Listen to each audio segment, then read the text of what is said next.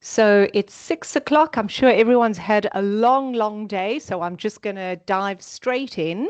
So thank you everyone for joining me on this webinar tonight, where we'll be exploring creatine in its absolute finest form and seeing what all the excitement is really about. So we're going to use Terranova's CreaXorb Creatine Plus Complex.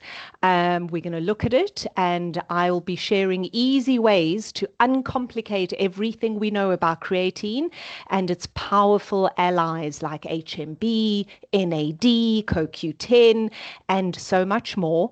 And I'm going to put it in a very simple, retail-friendly language. So let's jump in.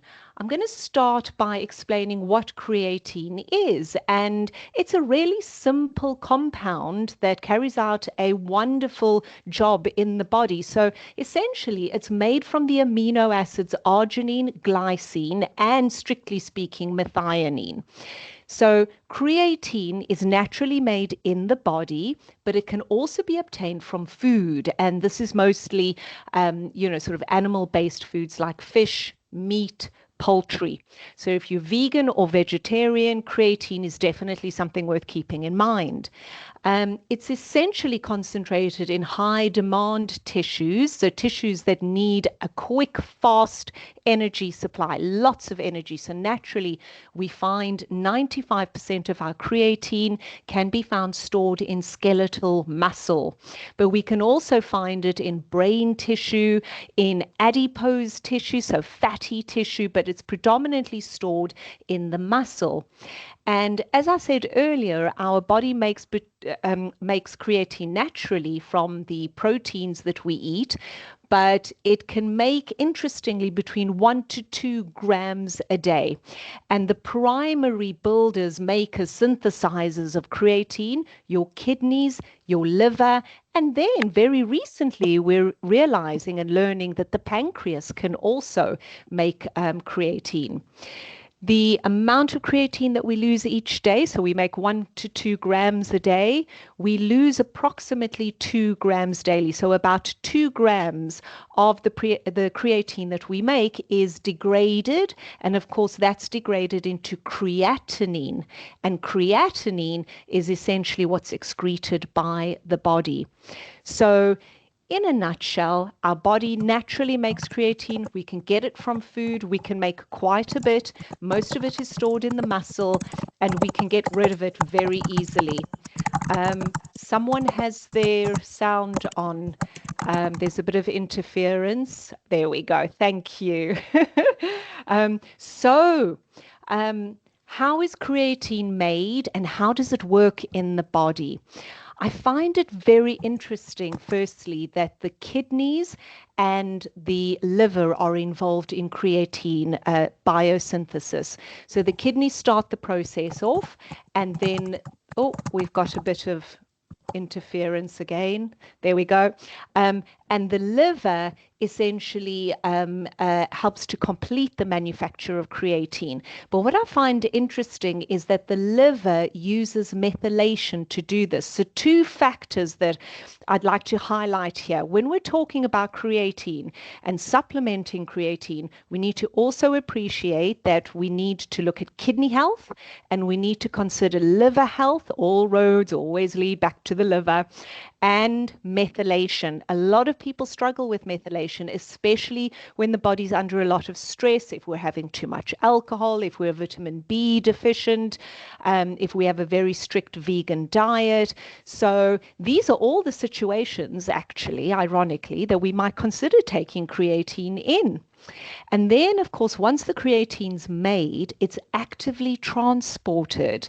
So it's actively transported in the blood to the target tissues. So what I find interesting here is that firstly, it doesn't compete with other amino acids for its absorption, but for this active transport to occur, the body needs to use sodium chloride ions.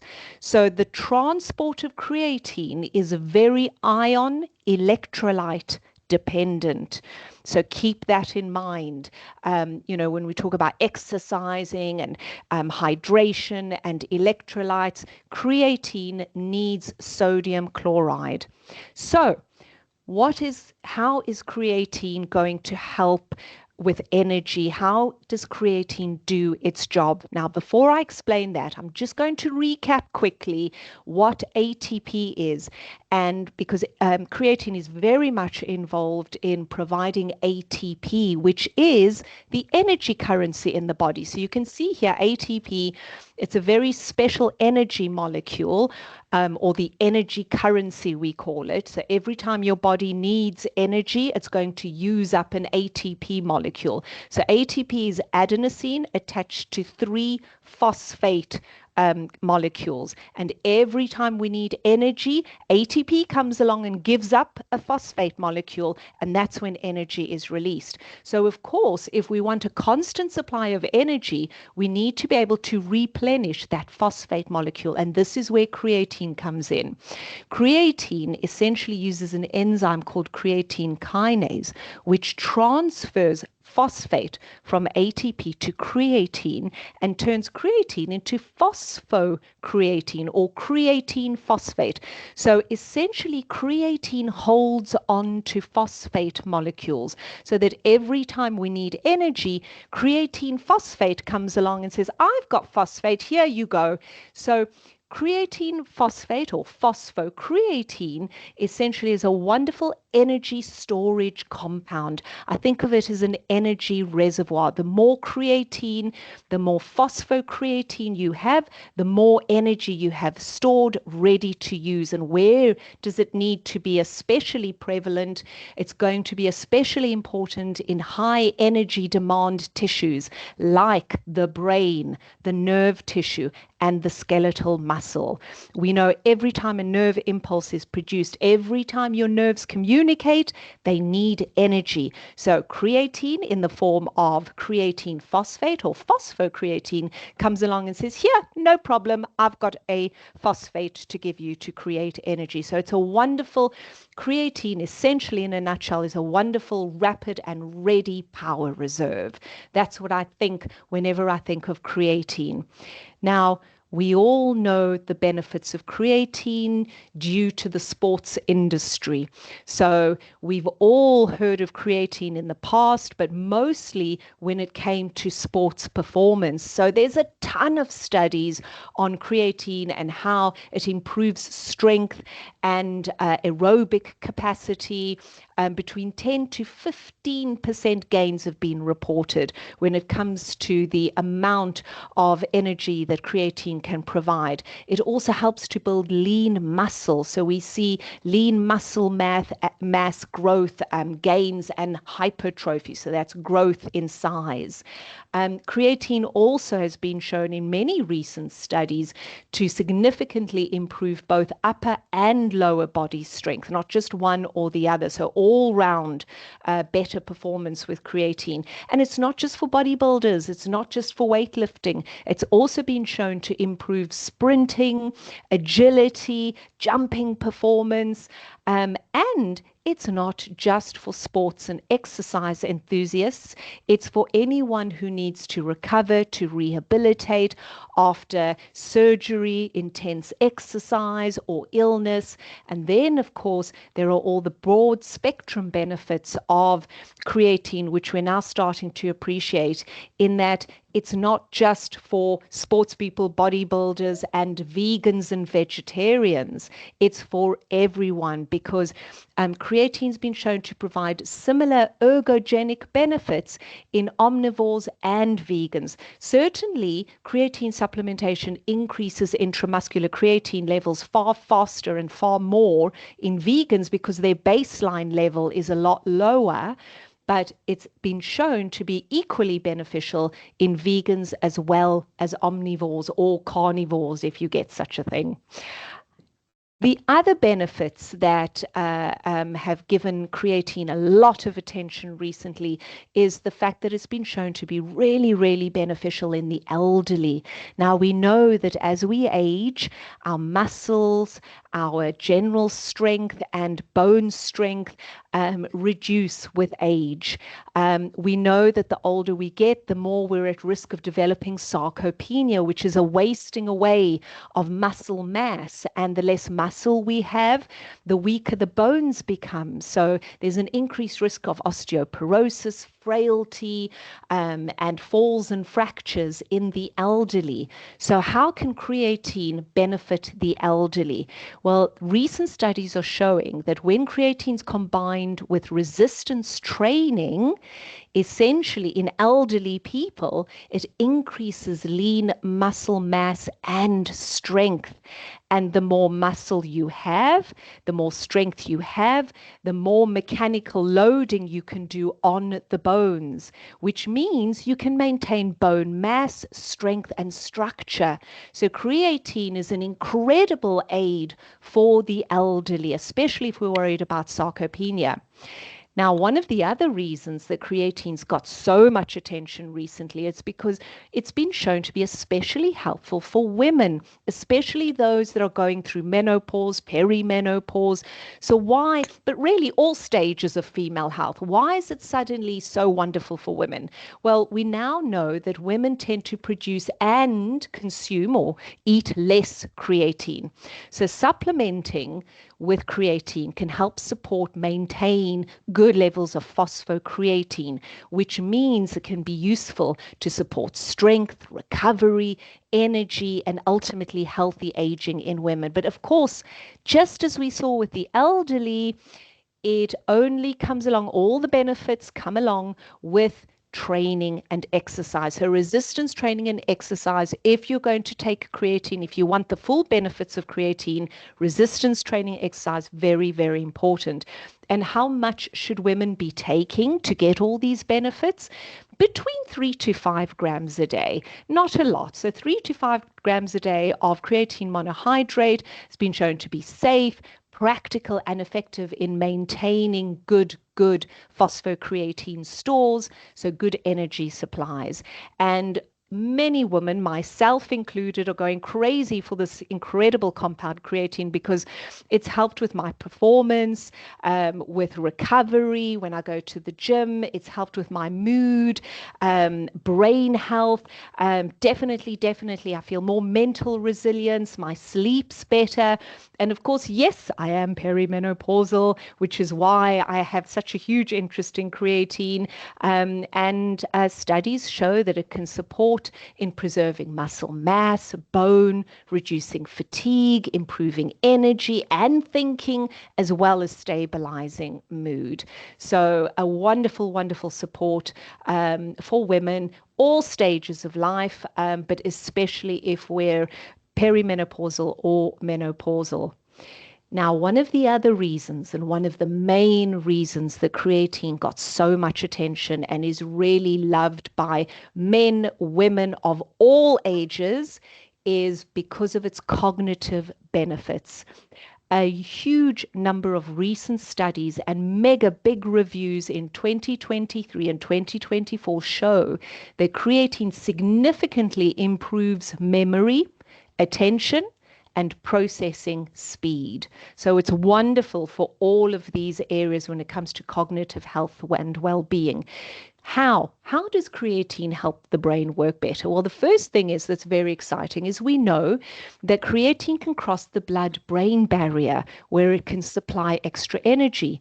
And of course, we know and appreciate that the nerve cells need lots of energy for communication. So the more we're using the gray matter, the more energy we need to supply it with. And phosphocreatine helps to essentially shuttle energy into the cells. And speaking of energy, where the energy is made, the batteries of every cell in the body, the mitochondria, essentially creatine has been shown to protect the batteries, the mitochondria, and reduce oxidative stress. So really important for brain health, to protect the brain from aging and inflammation. So this is why we're all going crazy for creatine. Now, once we've seen all the benefits and we've got everyone excited about taking creatine, how on earth do we take it? And how do we, make sure that we're getting the best benefits from taking creatine? Well, the first thing we need to appreciate is that the typical diet usually provides between 1 to 2 grams of creatine a day. So 1 to 2 grams of creatine in the diet allows the body essentially to saturate creatine stores in the muscle to about 80%, 60 to 80%. So there's no harm in supplementing, especially if we're older, especially if we're using the gray matter a lot, or we're exercising, or we're very active, because creatine supplementation has been shown to increase creatine and phosphocreatine levels up to 40%. And that is wonderful. That's quite a lot. So the next question is, okay, I appreciate, I need to take creatine. I'm going to benefit from it. But what form do I take? So the best form, the most studied form, is creatine monohydrate. It's been shown to help raise and peak plasma levels after 60 minutes. So within an hour of taking creatine monohydrate, we see it getting into the blood very quickly. And then the next question I get asked is, okay, so how much should I take? Now that I know I need to take the monohydrate form, how much should I take? Now, we've often spoken about, and historically we've spoken about, a loading dose.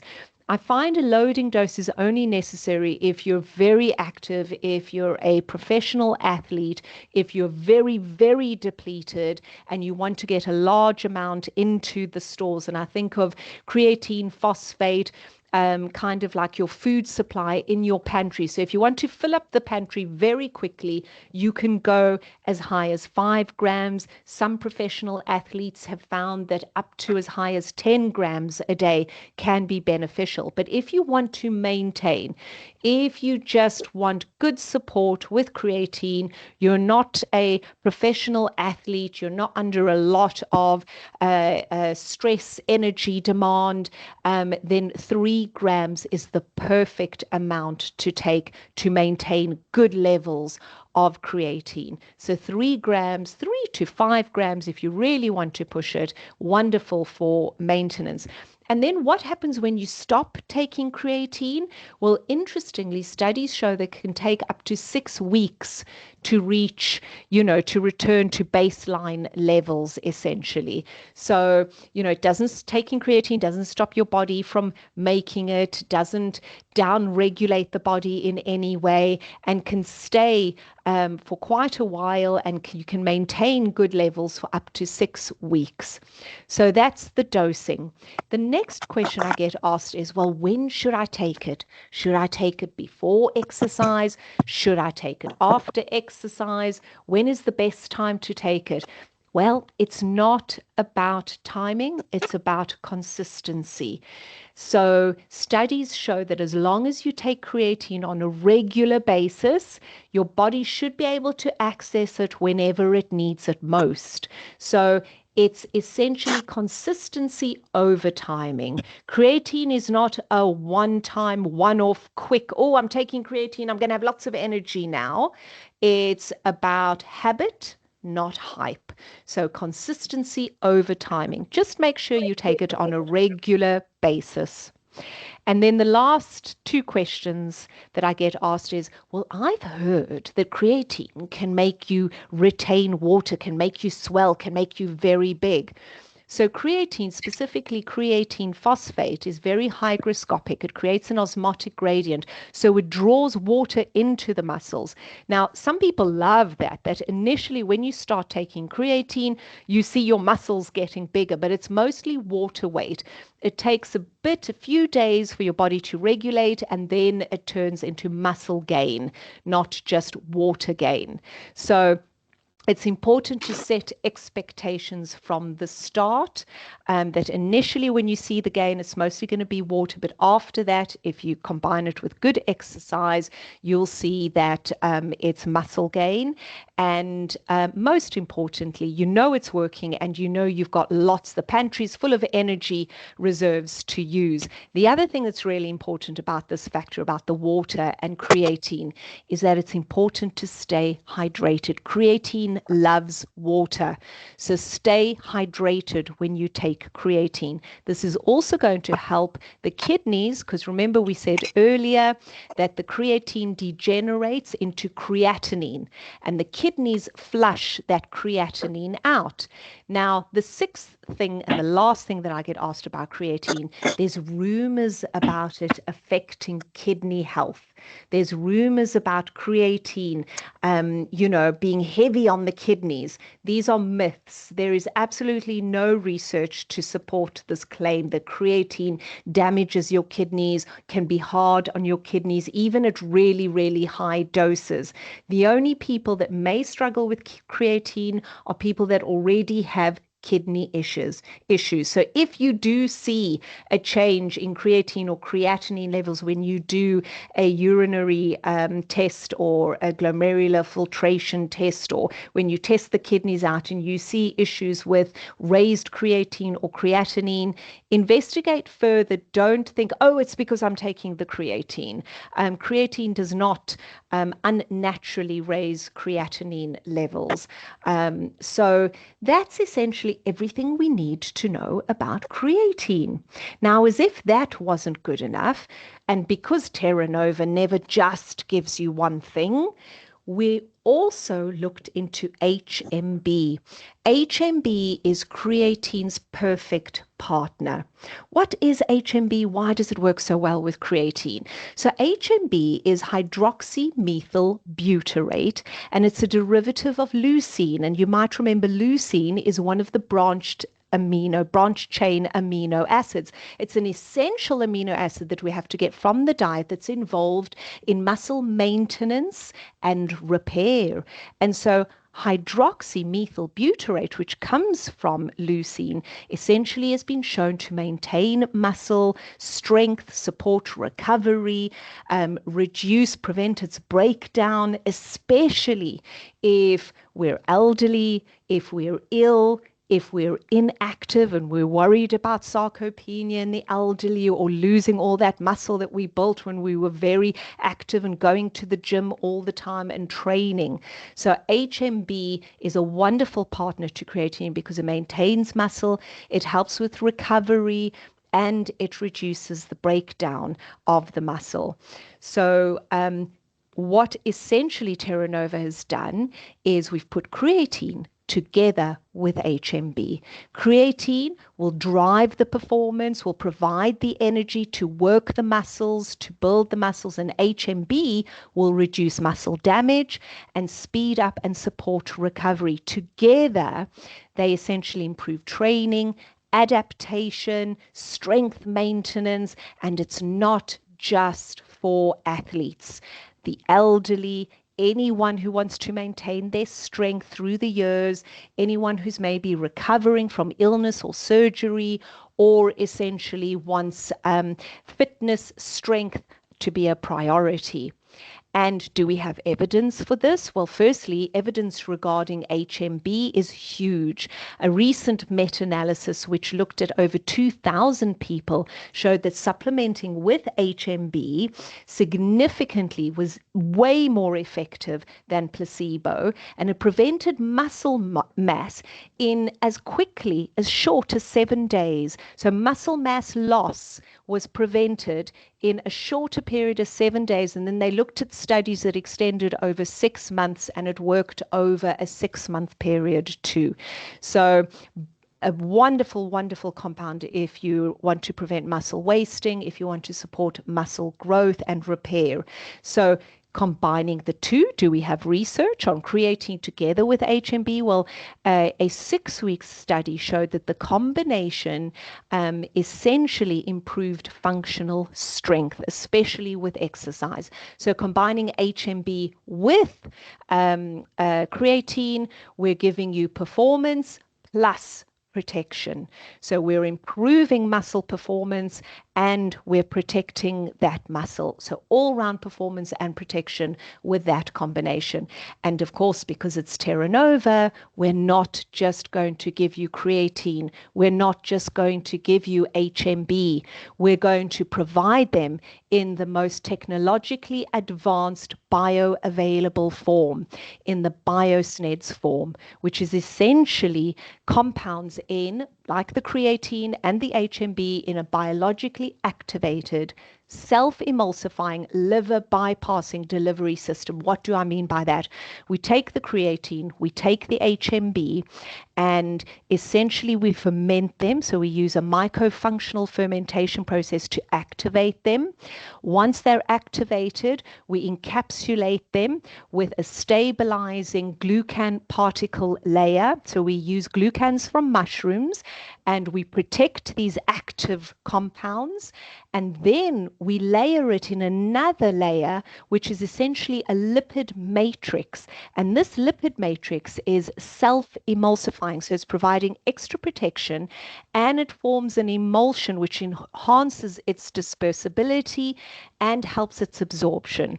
Then finally, this particular BioSNEDs compound that we've formed leverages the lymphatic system. So it gets transported, these compounds get transported through the lymphatic vessels, and so bypass the liver. Essentially, this means that we don't need to use megadoses, we reduce waste and metabolic overload, we lessen the strain on the liver, whilst at the same time we're ensuring optimal bioavailability, efficacy at minimal, safe quantities. And as if all of this wasn't enough, of course, we have the proof with pharmacokinetic studies and pamper assays for all of these compounds that we provide in the BioSNEDs form. But it's never enough for Terranova. We've also combined it with Terranova's famous freeze-dried magni-food compounds. Some of the compounds that we use in the magni-food complexes are also fermented.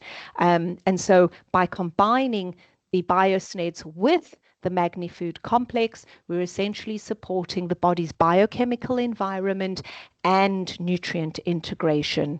So a wonderful, wonderful combination when thinking about creatine, HMB, and not just creatine and HMB. Have a look at what else we've put in. Oh, but before we do that, we have a little slide here where I put in a study on creatine, because of course this all sounds lovely on paper, but the proof is in the pudding. Do we have evidence to show that creatine in the BioSNEDs form is better? Yes, we do. So essentially you'll see here what we've demonstrated is that the providing creatine in the BioSNEDs form increases its bioavailability, its absorption by 2,200%, which is why Terranova's CreaXorb creatine complex essentially provides creatine that is 22 times more bioavailable. So you will see in our complex, we've used 136.36 milligrams of BioSNEDs creatine, and that is the same as taking 3 grams of regular standard form creatine. And as I said earlier, as if that wasn't enough, we've combined it with HMB, which is also in the BioSNEDs form. So this way, we're essentially maintaining muscle. We're helping to repair the muscle. And then, surprise, surprise, we've put in NAD, another beautiful ally for creatine, because NAD maintains mitochondrial function and repair. So we've got essentially muscle maintenance and repair with the HMB, and we've got mitochondrial maintenance and repair with the NAD. And this is also in the BioSNEDs highly bioavailable form. And then we've added in CoQ10, because CoQ10 supports mitochondrial function and efficiency. What a wonderful trio to add to an already amazing compound that essentially helps to refill ATP energy levels in your mitochondria. And because we love our magni food, in this case for creatine, we thought the best magni food to put in would be Cordyceps. Wonderful for providing extra energy, oxygenating the cells beautifully. An athlete's favorite, Cordyceps. Lion's mane to support gut and brain health as well. And Astragalus, another wonderful adaptogen. Ultimately, we've put in 3 beautiful adaptogenic compounds that support stamina, circulation, cognitive clarity, and recovery. An absolute stunning combination for all-round energy and support. Now, I do appreciate that you have maybe a minute to speak to your customers to explain all of this wonderful stuff. So what do? When I try to recommend CreaXorb and a comprehensive product like CreaXorb that doesn't just have creatine in it, I picture this. I picture a mobile phone that's plugged into an energy source with a brand new battery. And I say, imagine the mobile phone is the HMB, which maintains muscles. So that's like having a brand new, brilliant, latest edition mobile phone. That's the muscle. So it protects and preserves lean muscle. So it functions and stays resilient. The creatine is the power supply. So you get this brand new phone, latest edition, with the power supply, an endless power supply that you can keep the energy topped up in that phone day in, day out. You never run out of energy. That's what the creatine is for, the power supply. And NAD, well, the NAD is like getting an absolute new battery every single day. NAD, as we said, helps to maintain the mitochondria, helps to replenish mitochondrial functioning. And so that's like having a wonderful battery in your phone to support cellular energy production and basically the power for the keep the power for the mobile phone. So when people say to me, but I've got a creatine, I just want creatine, I don't want all the other stuff. I say, well, why would you just get a power supply for your phone when you're still using an old phone and it's got an old battery in it, and the old phone doesn't have all the new apps on it and can't handle the new apps, and the battery's probably going to die out, so you're going to have to keep recharging it constantly all the time. Or some people say to me, oh, I'm already taking NAD. Do I need HMB? Do I need creatine? Then it's like, well, why would you get a new battery if you don't have a good phone, if you don't have a way to charge it up? So you can play around with this analogy beautifully, which is why I like to use it when explaining creatine, and not just taking creatine, but taking it with HMB and NAD+. So there you go. That's everything about our new creatine complex. I hope you've enjoyed that. I'm going to open up the floor for questions. Let's close that.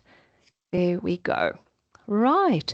So I think I've got, yes, the chat's open, or if you just want to open your mics and ask questions, let me know. We still have a few minutes to spare. Yes. Right.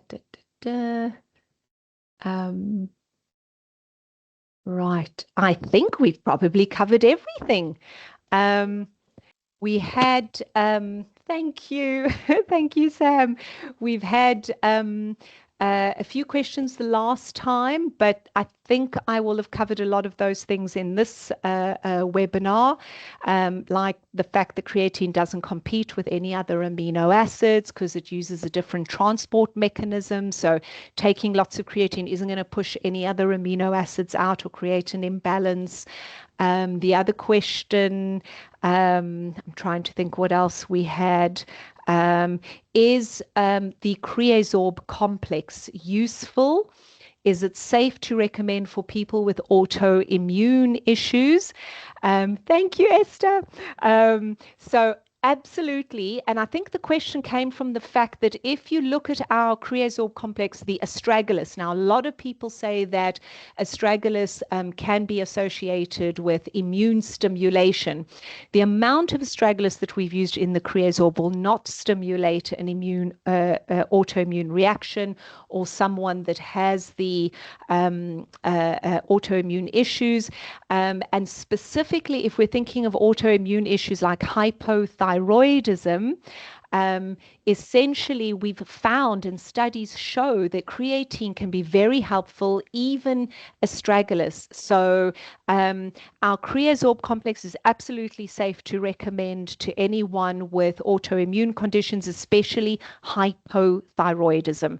As with any hypothyroid recommendations, we say take it as far away from the thyroxine or thyroid medication as possible. With any other autoimmune issues, the CreaXorb should not pose any issues or problems. I saw another question popping up. I'm not sure why the chat doesn't stay open for me. Oh, there we go. I pressed the wrong button. So I saw a question about age. Really, really good question. You can go very, very young, but on Terranova's label, we have said not really recommended under the age of 18, because anyone under the age of 18 shouldn't really have a need for creatine support. So it's not that it would have any negative effects if a very young person took creatine, especially in the CreaXorb form, which bypasses the liver, so it doesn't tax the liver in any way, which is in safe and effective doses. So generally, as a practitioner, I feel very comfortable recommending it for, say, age 16 upwards. On the label, Terranova says, under the age of 18, only under practitioner recommendation and advice. But that's only because we think of creatine as more of an adult need, essentially. So I hope that answers the question. And then thank you, Simone, Eleonora. Oh, it's so lovely to see everyone on here. And Lucy and Colette. Can we get information sent to emails? Oh, absolutely. You'll get the whole presentation with the references, with everything, all my little footnotes as well. And then Caroline, great question. How many CreaXorb capsules should vegans take? Generally, 2 capsules will give you 3 grams. That's a good amount. If you want to take a little bit more, you can, but there's no need. To maybe get your baseline levels up, you can take 3 capsules a day, so take a bit more if you are vegan, but for maintenance, 3 grams a day is great. And then Jude, so your daughter has a question. She started to get vivid dreams when taking creatine. So she stopped taking it and they stopped. Yes, Jude, I have heard of where certain people take creatine and find it very, very stimulating. The fact that creatine can provide a lot of energy to the brain cells, we all have different baseline levels. What this is telling me is that your daughter doesn't really need that much creatine. So what she should try to do, firstly, take the creatine in the morning. And thank you. This reminds me, I should have said this when we were talking about the timing. As much as consistency is more important than timing, I do find that because creatine helps with energy supply and support, it makes more sense to use it during the day when you're in a catabolic energy using state. So make sure your daughter was taking it first thing in the morning, and also reduce the dose and then see if her dreams were as vivid, and let me know how that works. Right. Thank you, Alison and Melanie and Esther. So if taking more than 1 capsule, if this is the Esther I'm thinking it is, I know you're vegan, so great question. If you're taking more than 1 capsule, would you take them all together or spread them throughout the day? If you can take them all together at the same time, if you're happy with swallowing a whole lot of capsules, do it. The fact that I've seen certain powders that provide up to 10 grams of creatine all in one go. You can absolutely take 2 capsules, 3 capsules, all in one go, all at the same time.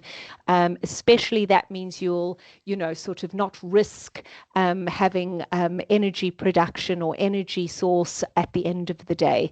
So great question there.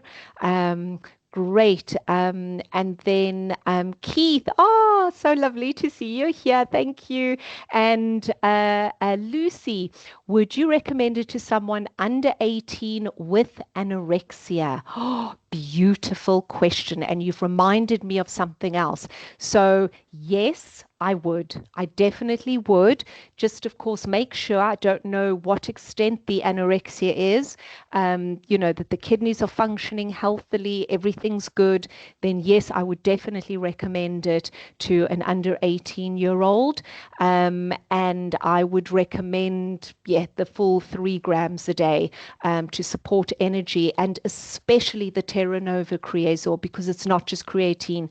The NAD, the HMB are going to provide all the other benefits that are so very, very important when we're thinking about the risks associated with anorexia. So supporting mitochondrial, supporting muscle health and well-being. And you've reminded me, one of the other big questions that I get asked, and I got asked the last time, is Terranova does an HMB complex where we prioritize HMB. It's also got CreaXorb, it's also got NAD in it. CreaXorb with the HMB. So when would I go for HMB over creatine? When would I go for creatine over HMB?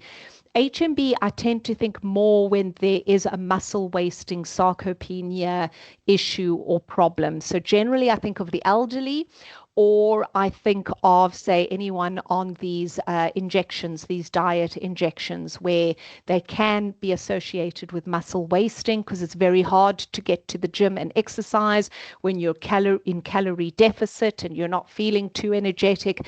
So HMB, amazing for your people on your diet jabs, and CreaXorb for people that are very active. Go, go, go all the time, constantly on the move, mentally, physically active, active, active. With the CreaXorb, we are prioritizing creatine, and we've put the NADPro in there with things like Astragalus, Cordyceps. So with the CreaXorb, I'm thinking you're more active individuals. This doesn't have to be in the gym or with exercise. It could be anyone who works in retail, who's on their feet all day long, who's being asked 20 billion questions and needs to access information and be on their tippy toes all day long.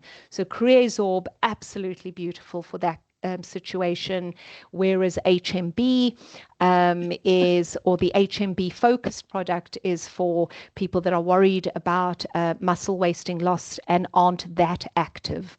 Right, and then let's see. Would it be okay for someone with swollen ankles? What a lovely question, Carol. I would say it should be absolutely fine.